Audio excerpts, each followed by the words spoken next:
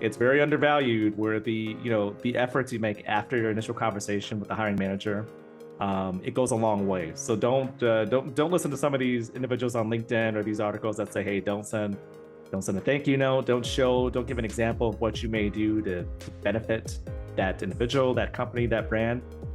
That's going to do a whole lot more good for you than harm.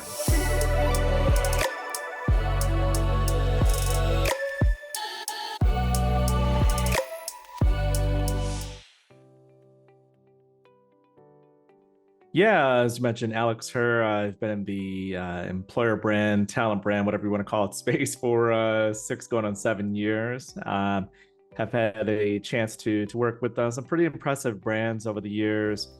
I've worked on teams of 12, all the way down to an individual shop of me being the one man show. Outside of that, formerly a member of the TBA, or So Talent Brand Alliance. I was a board member there, one of the founding leaders of Employer Brandwagon, and currently running my own little group with a good friend Claire D'Souza as a co-founder of the EB space.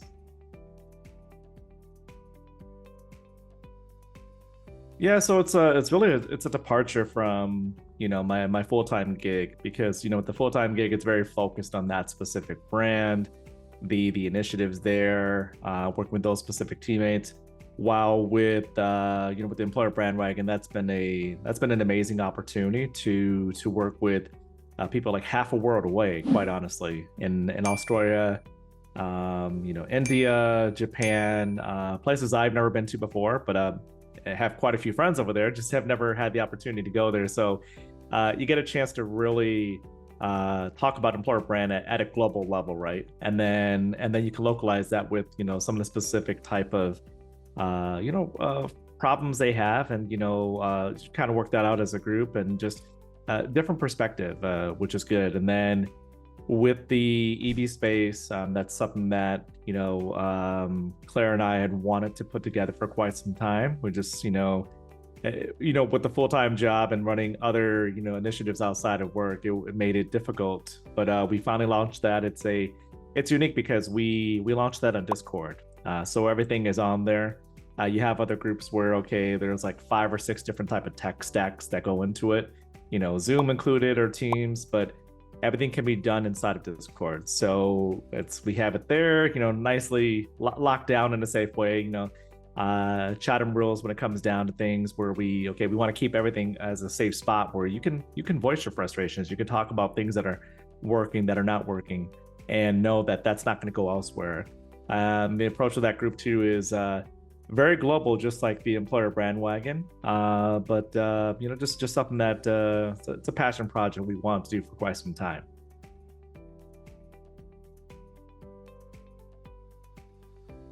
Oh, it's as I say, it was dumb luck, right? I don't think I had any plans to do that. I actually started in IT. I was running the help desk. Then I was gonna make the decision to go into full out network engineering type of work. I wasn't a fan of the weekend work and just always being on call. So I shifted into insurance. Yes, that's a complete departure from IT. Did that for a bit, and then just saw like there was a glass ceiling above me, right, in terms of what I could do. So at that time, I think Instagram was still quite brand new. There was no TikTok, and I just went back to school to focus on multimedia and visual communications with my bachelor's in science. And so I started playing around a bit more with social media outside of your individual posts, running social for 2 family members who had restaurants. And the big sell was, I'm gonna do this for free. Let me test out whatever, and you'll reap the rewards. So I did that. Then I moved from a state in the States here, Michigan, to Texas, and I kept applying for jobs. Right, probably, kid you not, 300 to 400 jobs. And the thing that always inspired me when I was applying for these jobs is, it looked fun. They showed the people. It was different than what I was used to. Community events. They were, hey, free food, free beer, all these different things.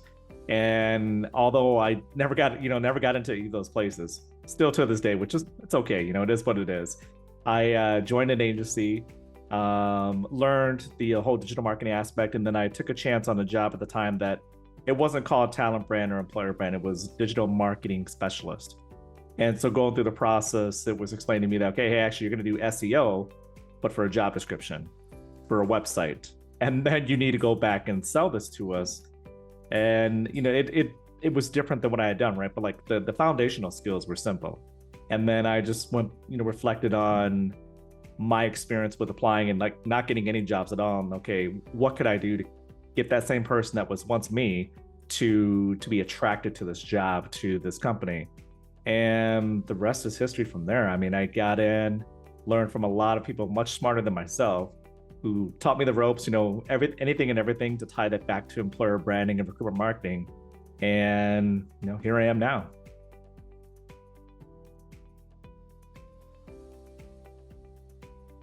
A lot of it really plays into connecting with your stakeholders. So not just folks, I think it's difficult we find ourselves in employer branding. We sometimes work in silos. There's one person in TA or internal comms and marketing who knows that they need that. You work with them on their team. That the magic of what you're doing kind of stays in that one team or one department, and that actually does more harm than good, right? So it's reaching out to people who are honestly going to make a huge difference in your success. So I always, automatically, I find myself in TA in most every company I've worked at, and then it is reaching out to the recruiters for sure. And then, okay, are there different hiring managers, whether it be engineering, sales, marketing, as well as other leaders that maybe they're outside of hiring managers, directors, VPs, and learning exactly what it is, like what their struggles are, right? Because I think the biggest thing we could be doing to sell ourselves short is we assume, okay, the culture is the way it is at the HQ, which is definitely not the case, right? It's always different, and you always find that you're dealing with a corporate structure that in most cases is based in America, and then everyone assumes, okay, in India and the rest of APAC and EMEA, there's going to be the same thing. Everyone loves the HQ, and it's like, no, the big bad American corporate approach is the wrong approach. That's not how it is, right? There's different types of cultures in each of those offices or those remote cultures that they have. And it's, kind of figuring that out, right? Figuring everything out. I mean, everything ties back to if you've got a good set of values internally and you're actually, they're ones you can live by and actually work through. People are using, bits and pieces of that. So learning whatever each person has going on, and then keeping everything the same across the board, because I think there's certain things you can localize when it comes to different locations, but you want to keep your culture the same across the board, right? Or at least reflect that externally. Because if you're having, let's say if we did like Meta France, Meta UK, Meta whatever, you're making several different brands, right? That's much more work on your part versus capturing everything together and then laying your content out there, specifically like, really diversifying the content that's being pushed out across your channels and showing it as one brand versus several different brands.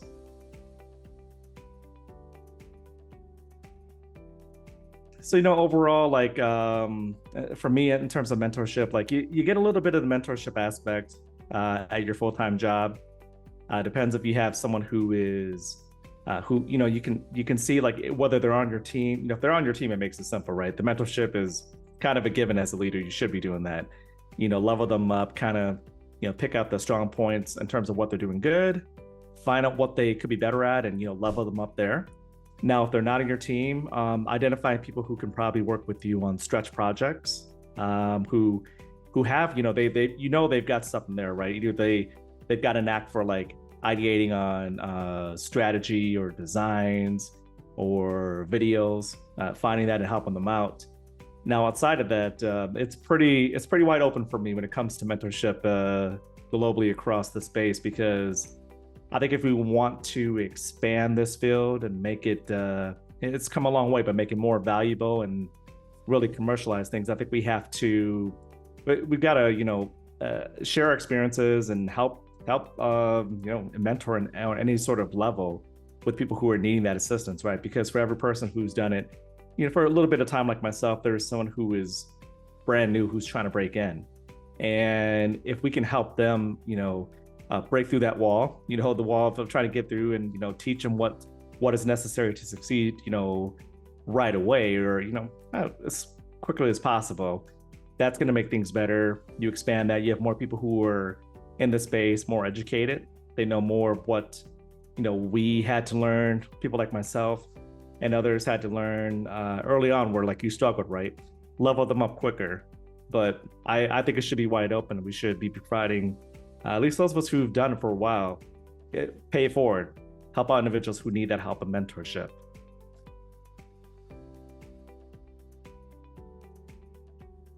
I think it's evolved quite a bit. I mean, I know, gosh, back in my IT days, hard skills were everything, right? There wasn't too much of a focus on soft skills. But I want to say over the last probably 10 to 11 years, that has changed dramatically. Definitely a whole lot more the last 5 years, where, and I would say probably the biggest example of that is companies such as Google and Meta. When there was a massive amount of hiring, they weren't requiring some of the like super hard skills or degrees that were most companies were requiring, because it doesn't really tell you too much about somebody, right? I mean, it's nice to have, but what else can you do outside of that? Can you actually do the job itself?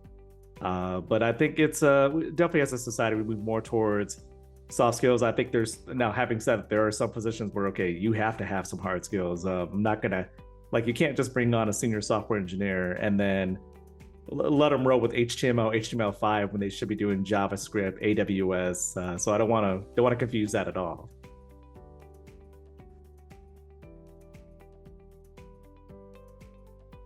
I'm the same person I was before, so it hasn't done much of anything. I mean, it's nice, I don't think anyone's gonna shy away from being on those lists, but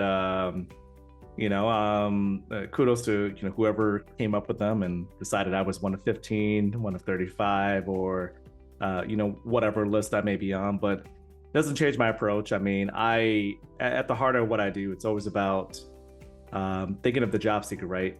So outside of showcasing the culture of my teammates, who are also my internal customers, my external customers are the people who are job seekers who I want to turn from being passive to active job seekers. And it's making sure that, okay, we keep them top of mind. That's yet to serve me wrong. So that's always my approach. Everything else that comes afterwards, it's a nice to have, but not necessary.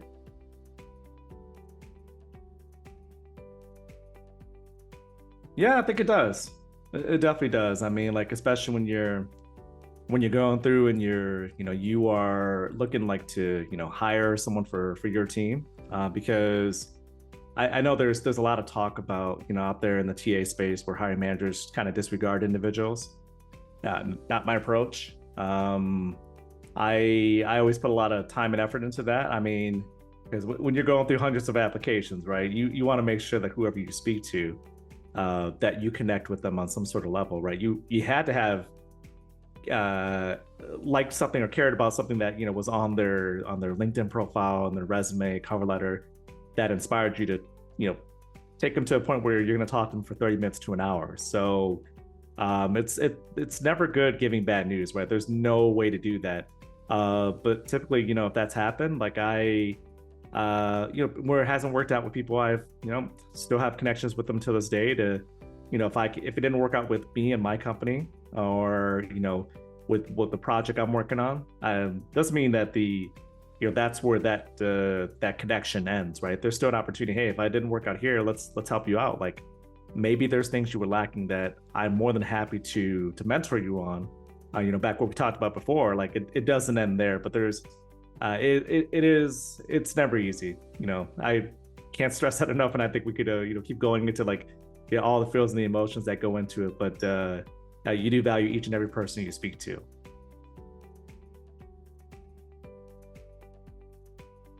Yeah. I think you need to be connecting with individuals from all walks of life. Obviously not the individuals on LinkedIn who want to message you for a franchise opportunity, or want you to join their weight loss product or program. There's those are individuals I probably avoid speaking to. But outside of that, you can't just be specific to your one industry. So like, it would be easy for me to be stuck with only connecting with employer branding individuals.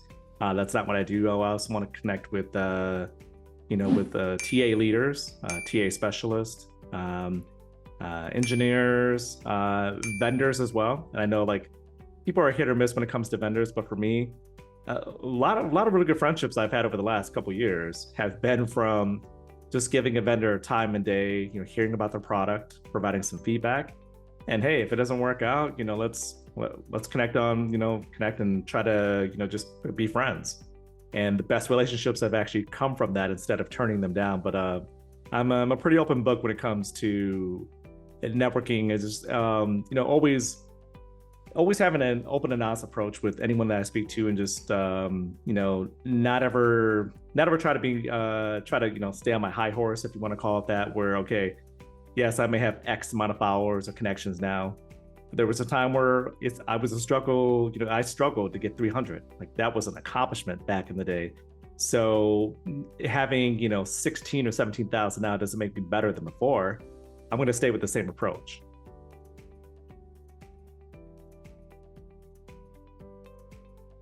I play a lot of FIFA. So I play a lot of FIFA with my cousin in Canada. That does help out.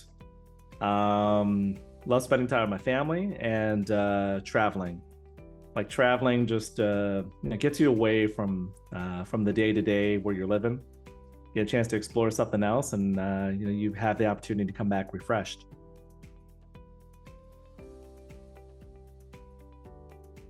I wouldn't say necessary an introduction, but like the way that this candidate, and I'm sure if they hear this, they know who they are. The way that they they reacted after our first initial conversation, and it just it spoke volumes to who they are, or who they were at the time as an individual, and then who they have morphed into with the maturity and their growth. But it's I'll say this much to people who are tuning in, that it's very undervalued, where the efforts you make after your initial conversation with the hiring manager, it goes a long way. So don't listen to some of these individuals on LinkedIn or these articles that say, hey, don't send a thank you note, don't give an example of what you may do to benefit that individual, that company, that brand. That's going to do a whole lot more good for you than harm.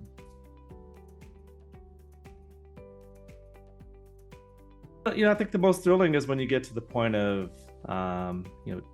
choosing someone, or if you're on the other side of the the table, if you're waiting to be chosen, because you've done so much work up to that point, right?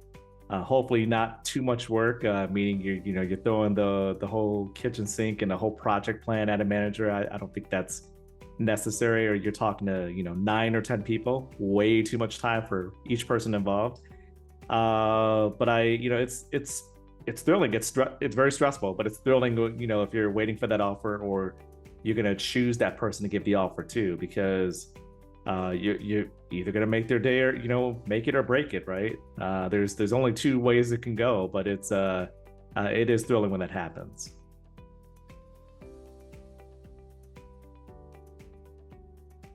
Yeah, I think the big elephant in the room is definitely AI. I think people are concerned that it is going to replace people, which I mean, yeah, if you built up AI completely, the potential is there, right?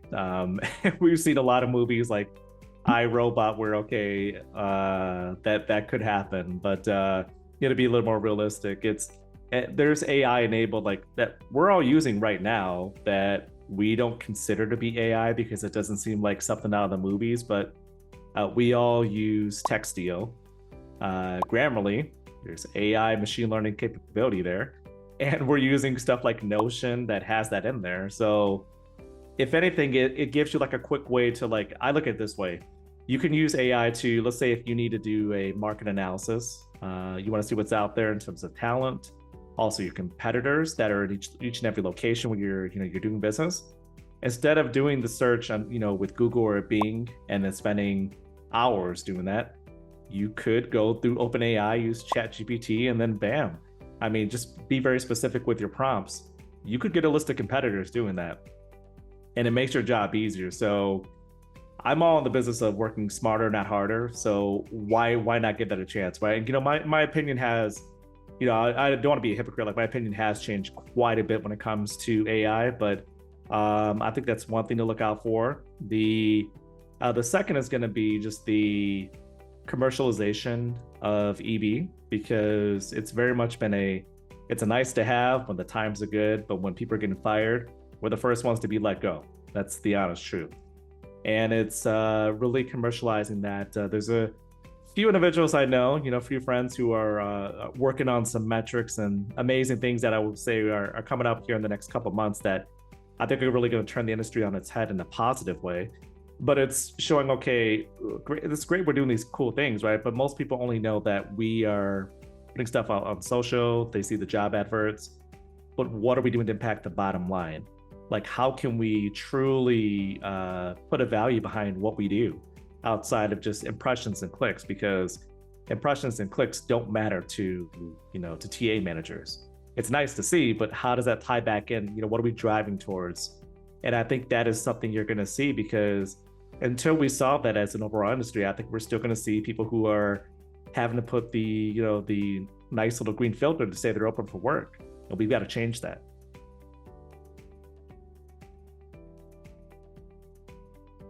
Yeah, I definitely, the last couple of months, I've looked, pretty heavily into that and chatted with quite a few friends about that specifically. And I think it is evolving with it, right? I mean, shoot, there was a time before where, employer branding and recruitment marketing was done with flyers, out of home marketing, right? Flyers, billboards, newspapers. Now we don't even do that, right? We've shifted towards social media, programmatic advertising, videos. So I think if we could make that shift, in a short amount of time, we can easily make the shift over to, implementing AI into what we do and help us do it in a better way.